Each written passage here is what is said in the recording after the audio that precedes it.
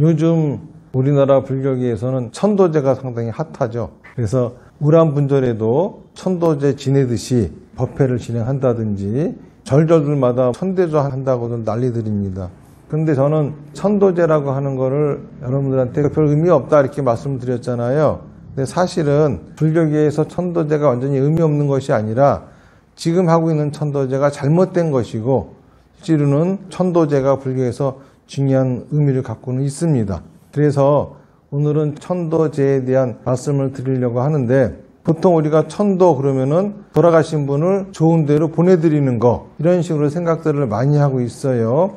그러다 보니까는 조상님이 좋은 데 안 갔기 때문에 여러분들의 집안이 잘못된다는 등, 자손이 안 좋다는 등 여러 가지 말들을 합니다. 사실 조상들이 천도가 안 돼가지고 그 가족들에게 나쁜 일이 생기는 것이 아니라, 엄밀하게 말하면은 돌아가신 사람으로 인해서 받은 상처를 제때 치유하지 않았기 때문에 그것이 업장이 되어가지고 사업부진을 가져온다든지 집안에 불화도 가져온다든지 할 수가 있습니다.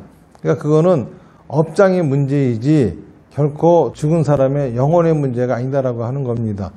사람은 죽으면은 자기가 살아있을 적에 업보에 따라서 어딘가에 환생을 한다. 신이 되든지 인간으로 환생하든지 짐승이 되든지 식물이 되든지 지옥을 가든지 환생을 한다. 이거는 틀림없는 이야기이죠. 그러니까는 사람이 죽었다 하더라도 지장경이라고 하는 것도 3년이 지나면은 다 어딘가에 환생을 반드시 한다고 하거든요. 49일 안에 다 환생을 하고 49일이 지나도 3년 내로는 전부 다 환생을 한다고 하는데, 3년이 지났는데 천도제 할 일이 뭐가 있어요? 죽은 사람을 좋은 데 보낼 일이 아무것도 없잖아요. 그러니까는 그러한 의미에서 조상의 혼백이 좋은 데 가지 않았기 때문에 좋은 데 보내기 위해서 하는 천도제다라고 하는 건 아무런 의미가 없는, 불교 교리에 맞지 않는 행위들이다라고 보시면 됩니다. 그런데 왜 서진 스님은 그럼에도 불구하고 천도제가 필요하다고 하느냐? 이거는 사람이 죽었을 적에, 가끔 인연이 죽었을 적에 살아있는 사람들은 상처를 받게 되는데,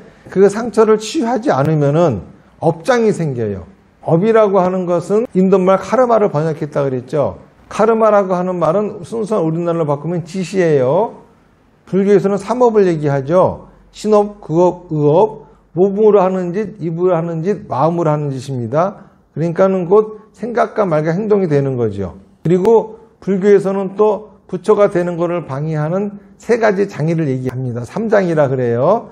첫 번째가 번뇌장이고, 두 번째가 보장이고, 세 번째가 업장이에요. 번뇌장은 번뇌로 인해서 생긴 장애고, 보장은 업보장입니다. 악업보를 지었기 때문에 받는 장애가 보장이에요. 우리는 자꾸 업장을 보장인 줄 알아요. 업장이란 말은 보장이라는 뜻을 씁니다. 분명히 불교 용어가 따로 있는데도 불구하고. 업장은 뭐냐 하면은 생각과 말과 행동, 업에 장애가 생긴 겁니다. 업이 병이 든 거예요. 그러니까는 무슨 얘기를 하는 거냐 하면은, 가까운 사람이 죽음으로써 상처가 생기는데 그 상처를 빨리 치유하지 않으면은 살아있는 사람에게는 생각과 말과 행동에 장애가 생긴다 이겁니다. 그 장애가 생겨가지고 그거로 인해서 사업도 다 안 될 수가 있고, 가정이 불화가 생길 수도 있고, 부부 사이가 안 좋을 수도 있고, 여러 가지 문제를 야기시킬 수가 있다. 그런 얘기를 하는 거예요. 자, 그러면은 이 상처를 치유하기 위한 방법으로서 제시되어진 것이 천도제라고 하는 거예요. 원래 천도제라고 하는 거는 사람이 죽어서 3년 내로 지내는 제사를 천도제라고 합니다. 그 의미가 49일 동안에 환생을 하기 때문에 라든지 10명의 대왕을 만나기 때문이라든지 어떤 의미로 해도 상관은 없어요. 시황경의 뜻에 따라 한다 하더라도 살아있는 사람이 죽은 사람으로 인해서 받은 상처는 치유가 되니까는요. 그러면 도대체 우리가 어떤 상처를 받느냐 하면은 두 가지 상처를 받습니다. 첫 번째는 이제 그 사람과는 다시 만날 수 없다는 상처. 생이별이죠. 생이별은 큰 상처가 돼요. 사실은 우리가 그분을 다시 못 만나는 이유는 그분이 바뀐 상태를 받아들일 수가 없기 때문인 거죠. 3살 먹은 아이가 10살이 됐어요. 그런데 나는 여전히 3살짜리 아이를 만나고 싶어 합니다. 그러면은 자기 아이하고는 영영 생이별하는 수밖에 없는 거죠. 10살짜리 아이는 자기 아이로 인정하지 않아요. 그럼 생리배하는 수밖에 없는 거죠. 그런 것처럼 살아있는 사람이 죽은 상태로 바뀐 거예요. 라고 하는 거는 그 사람을 살아있는 채로 만나고자 한다고 하면은 생리배하는 수밖에 없어요. 하지만은 상태가 바뀐 걸 인정하고 죽은 채로 만난다고 하면은 그걸 만날 수가 있는 거죠. 그 상황을 우리가 받아들이지 못하는 것뿐입니다. 그러니까 이별한 것이 아니라 상태가 바뀐 것뿐이죠. 그리고 또 하나는 그 바뀐 상태를 우리가 받아들일 수가 없어서 괴로운 거예요.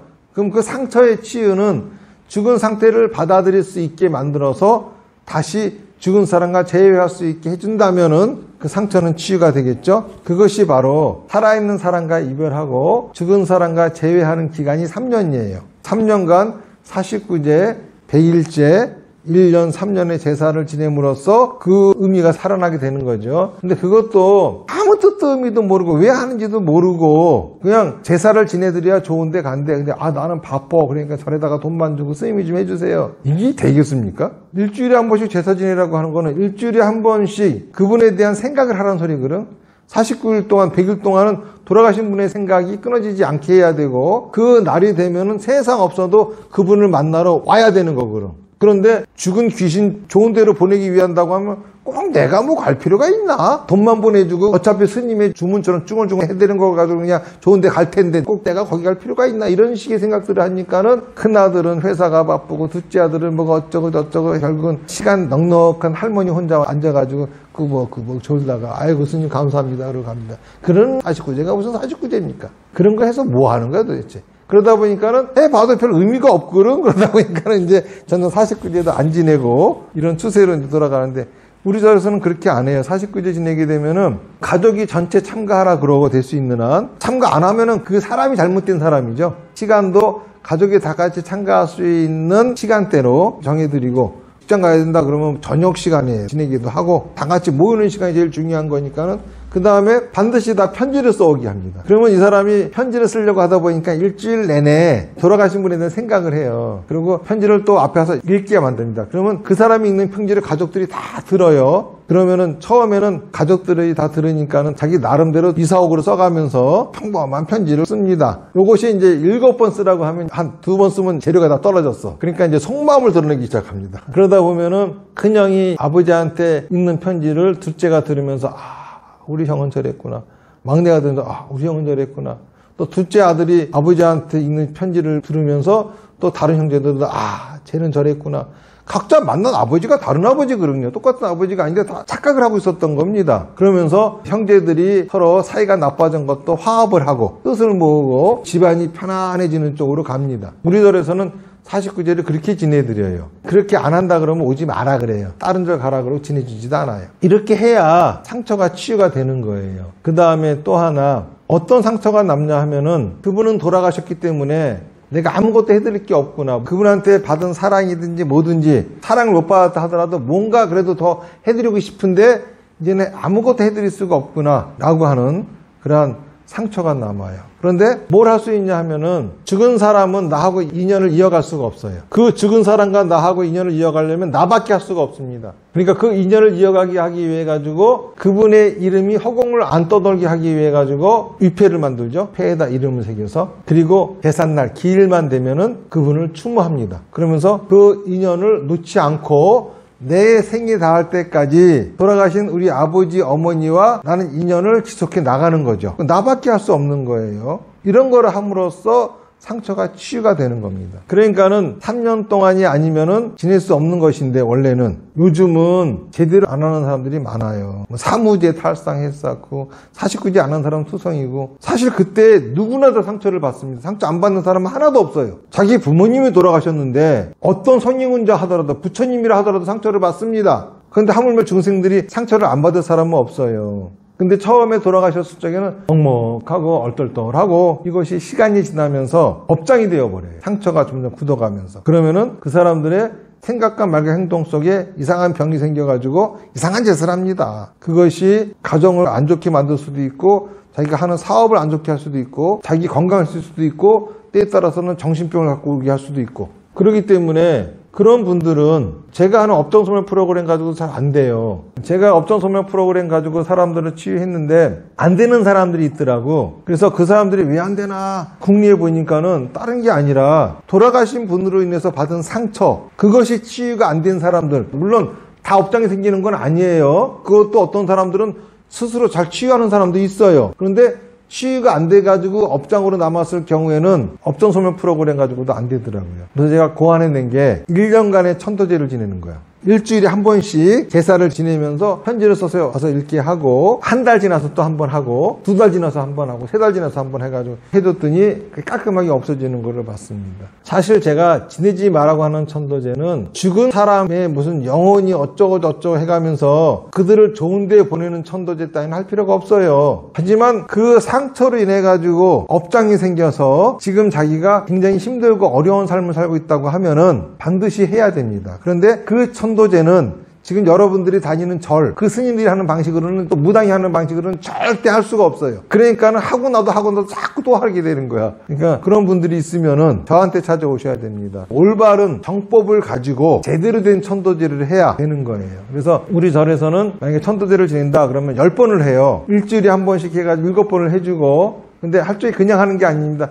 편지를 써서 읽도록 하고, 그 편지를 들은 내가 거기에 또 부합되어지는 법문을 합니다. 그러면서 그분들의 상처를 어루만져 주죠. 그분들이 돌아가신 분에게 편지를 써오면은 그 편지 속에 그분들의 상처가 드러나요. 그러면 그 상처를 어루만져 주는 법문을 제가 또 해드립니다. 이런 과정을 통해 가지고 하나하나 상처가 치유되어지는 걸 저는 목격하고, 그러면서 그분들이 업장이 소멸되어지는 것을 봤거든요. 지금 기존의 다른 사찰들에서 하는 뭐 영가 천도한다는 등 영가의 장난 어쩌고 해가면서 하는 그런 걸 하지 마세요. 그 박수무당하고 뭐가 다릅니까? 우리 불교 신도들은 정법을 믿고 따르는 이들이기 때문에 신을 섬기는 짓을 하면 안 돼요. 설사 그런 것들이 있다 하더라도 여러분들이 정법을 믿고 따르면은 여러분들을 호위하는 신중들이 다 물리쳐버립니다. 그러니까 그런 거는 의미가 없는 것이고, 하지만은 돌아가신 분으로 인해서 입은 상처는 내가 받은 거잖아요. 그래서 그 상처로 인해 가지고 집안에 어려운 일이 있다든지 이런 것들이 있는 분들은 오셔가지고 제가 해드리는 천도제를 통해서 업장 소멸하시기를 바라겠습니다. 네, 말씀 잘 들었습니다. 여태까지 천도제는 돌아가신 분들을 위하는 거로만 생각을 대부분이 하잖아요. 저도 그랬고. 그런데 오늘은 또 확실히 그게 아니다라는 거, 내 치유가 우선이다라는 거에 중점을 주셔가지고 또 새로운 마음가짐을 갖게 됐습니다. 그래서 앞으로 어떻게 될 것인가 또 생각을 또 많이 해봤습니다. 만약에 여러분들이 부모님 돌아가셨을 적에 그런 걸 제대로 하지 않았다, 그러면 천도제는 한 번씩 다 해야 되는 게 맞고, 2번, 3번 할 필요는 없고요. 근데 하면은 다 같이 가족들이 모여서 하는 게 좋고, 그 다음에 집안에 특별히 무슨 안 좋은 일이 없다 하더라도 그걸 제대로 안 하셨으면은 꼭 제대로 하고 넘어가는 게 좋아요. 또 어느 절에 가서 했다 하더라도 제가 가르쳐드린 방식이 아니라 그냥 가서 스님이 주무해서 뚝뚝 하는 소리나 듣고 이런 식으로 했다고 하면 안 한 거와 마찬가지입니다. 지금 스님께서 천도제에 대한 말씀을 자세히 해주셨는데, 오래전 얘기지만 천도제를 하랬다 하지 말랬다, 왜 저러시지? 그런 생각을 했었던 때가 있었습니다. 저희가 알기로는 천도제 그러면 그냥 천도제가 스님이 말씀하시는 천도제나 일반적인 천도제나 그 차이점을 모르기 때문에 왜 같은 말을 저렇게 하시지? 이런 생각을 했었던 때가 있었습니다. 그리고 계속 천도제에 대한 오늘 스님의 법문을 전에도 들은 적이 있고, 오늘 또 들으면서 제가 알고 있었던 천도제와 스님이 말씀하시는 천도제가 어떠한 차이점이 있는가 하는 것을 외람되지만 여러분들이 듣고 그 차이점을 알고 자기의 행동을 했으면 하는 이런 바람을 하면서 오늘 스님의 법문을 다시 한번 새기면서 들었습니다. 감사합니다. 천도제를 하지 마라 그랬다가 하라 그랬다가, 사실 하지 말라고 한 이유는 죽은 조상이 좋은데 못 갔기 때문에 해야 된다라고 하는 건 다 거짓말이에요.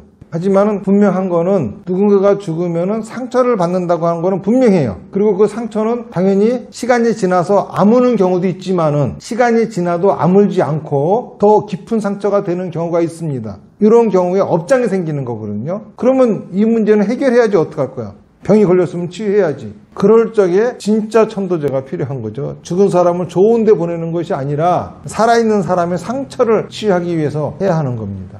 그러려면은 천도제 하는 방식이 완전히 바뀌어야 되겠죠. 기존과 같은 식으로 그냥 주문 내고 뚝딱뚝딱 하는 식으로 하면 안 되겠죠. 천도제를 지내려고 하는 그 사람이 충분히 참가할 수 있고, 그리고 스님은 보조적인 역할을 해주고 주인공은 그 사람이 하게끔 그렇게 의식이 진행돼야지 맞죠.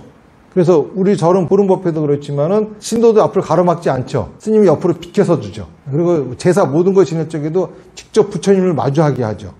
그리고 그 앞에 위패를 놓고 돌아가신 분을 마주하게 하지 중간에 스님이 가로막지 않아요. 우선 그 세팅부터가 다릅니다. 다른 데하고. 의미가 다르니까는. 저는 궁금한 거 한 두 가지만 물어보겠습니다. 일단 천도제를 제가 한 번도 해본 적이 없어가지고 일반 다른 절에서 하는 천도제는 좀 궁금하기도 하고 어떻게 다른지를 체험을 못 해봐서 그거 하나 하고요. 또 하나는 가족들이 같이 다 참석해야 되는데 저희 같은 경우는 집안이 다 기독교 집안이라서 저만 참석해서 하는 거는 좀 의미가 없는 것 같아서 해야 되나 아니면 그냥 기다려야 되나 뭐 그런 것들이 좀 의문스럽습니다. 예. 우선 다른 절에서 하는 천도제와 여기서 하는 천도제는 뜻이 달라요. 다른 데서 하는 천도제는 죽은 사람을 좋은 곳으로 보내주려고 하는 것이 목적이고 여기서 하는 천도제는 죽은 사람을 인해서 받은 상처를 치유해주는 것이 목적이고 그렇기 때문에 다른 곳에서 지내는 천도제의 의식은 천도제 지내는 사람들은 방청객인 것뿐이고 주로 스님들이 모든 행사를 주관하고 때에 따라서는 춤도 추고 꽹가리도 치고 뭐 이런 것들을 하면서 지냅니다. 그리고 그들은 그냥 앞에서 마치 무당이 구타 쪽에 비는 듯한 그러한 식의 그 모습하고 별 다를 바 없는 식의 천도제예요. 하지만 여기는 그렇지 않고 천도제 지낼 적에 스님들은 옆으로 비켜섭니다. 그리고 직접 살아있는 사람이 죽은 사람의 위패를 마주하게 합니다. 그리고 또 편지를 읽게 하고 그리고 그 읽은 편지를 통해서 그 사람에게 드러난 상처를 스님이 치유해주는 법문을 합니다. 그리고 다른 의식들은 이 두 가지를 장엄하기 위한 의식인 것뿐입니다. 이게 다르죠? 다른 데는 그냥 의식만 있어요. 내용은 아무것도 없어요. 다른 절에서 하는 천도제는 해봤자 상처는 치유가 안 되겠죠? 좋은 사람이 좋은 데 갔는지는 모르겠지만은 근데 그 자체가 불교 교리하고 맞지 않는 소리고 그 다음에 가족들은 다 기독교를 믿는데 나만 하면 별 의미가 있겠습니까? 그렇지 않죠. 나도 상처를 받았습니다. 그들도 상처도 받았고 하지만은 우리 가족이 전부 다 어떤 사고를 당해가지고 상처를 받았어요. 그런데 나머지 식구들은 치유 안 하겠대. 그래 식구들이 치유 안 한다고 하니까 나 혼자 치유받는 게 뭐 의미가 있겠어? 말이 안 되는 소리죠. 그들이 치유를 안 받는다 하더라도 나라도 치유를 받아가지고 거기서부터 벗어나야 되는 거죠. 사람들은 상처를 받았음에도 불구하고 그 상처를 느끼지를 못합니다. 그 상처가 이제 아프기 시작한 건 언제부터냐면 3년 지나서부터요. 3년 지나서부터 묘하게 다른 식으로 그 상처가 내 인생을 자극하기 시작하죠. 그러다가 누가 와가지고 부모님 좋은 데 못 가셨어 그러면 갑자기 그 상처가 드러나죠. 하지만 제대로 상처가 치유된 사람에게는 그런 소리가 별로 귀에 들어오지가 않아요. 뭐래? 근데 상처가 남은 사람들은 그런 소리가 계속 귀에 울립니다. 그러니까 현재 불교 신자들이라 하더라도 천도제 지내고 무슨 49회 지내겠다 하더라도 상처 치유된 사람은 하나도 없을 거라고 봅니다. 저는 다들. 물론 자연 치유도 가능하니까는 천도제라는 의식을 통해서 치유됐다라기보다는 어떤 자연 치유 그리고 그 천도제의 의식을 자기가 다른 식으로 좋은 쪽으로 해석해가지고 치유가 됐을 수도 있겠죠. 하지만 그 의식 자체에는 그런 뜻도 없고 또 그런 장치도 없어요. 그렇기 때문에 만약에 내 아버지라고 하면 자식이 가장 큰 상처를 받아요. 그 다음에 며느리, 손주, 그 밑으로 옆으로 관계가 멀수록 그 상처가 좀 약하거든요. 그리고 진짜 제일 끔찍한 사람들은 자식이 죽은 부모. 이 사람들은 제대로 사십구제도 안 하고 또 제사도 안 지내요. 자식 죽었다고. 육아에서는 자식이 죽으면은 불효하고 죽었다고 해가지고 제사도 안 지내줍니다. 이거 큰일 날 일이거든요. 한국 사람들한테는 가장 큰 상처가 뭐냐 하면은 자식이 죽은 상처예요. 그 상처가 얼마큼 크냐 하면은 교통사고가 나가지고 온 뼈가 다 가루가 되어버린, 부셔져 버린 그런 신체적인 고통과 똑같은 스트레스를 받는데요. 특히 여자분들 같은 경우에. 그 다음에 두 번째가 뭐냐면 배우자의 죽음이에요. 사람들은 자기 부모 상처는 그렇게까지 크지 않아요. 그런데 자식이 죽었을 적에 함부로 하고 배우자가 죽었을 적에 제대로 처리를 안 해요. 이때 가장 업장이 심하거든. 근데 어디다가 맨날 하는 것이 알지도 못하는 사촌의 팔촌이 6.25 때 어디가 죽었는데 그것이 어쩌고저쩌고. 자기를 한 번도 만나본 적도 없는 사람 때문에 왜 지가 상처를 받아. 근데 그 무당들은 꼭 보니까는 말이야 집안에 죽은 사람이 있네. 억울하게 죽은 사람이. 뒤져봐 억울하게 안 죽은 사람 있나. 그러니까 맨날 그런 거 가지고 천도제 한대. 그런 짓 좀 하지 말라고. 진짜 천도제가 필요한 사람들은 부모의 죽음은 자연치유되어질 수 있는 확률이 높아요. 하지만 이것도 그렇게 안 될 가능성도 많이 있어요. 하지만은 배우자나 자식이 죽으면 100% 업장됩니다. 그런 사람들은 꼭 해야 돼요.